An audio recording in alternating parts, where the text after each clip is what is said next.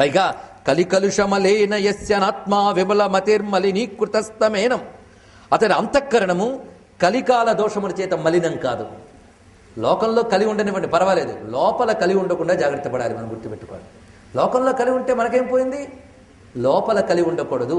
కలిదోషాలు అంటే అనాచార దురాచారాదులన్నీ కూడా కలిదోషాలు.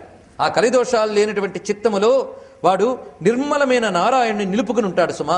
అటువంటి వాడు హరిభక్తుడు అని తెలుసుకోండి.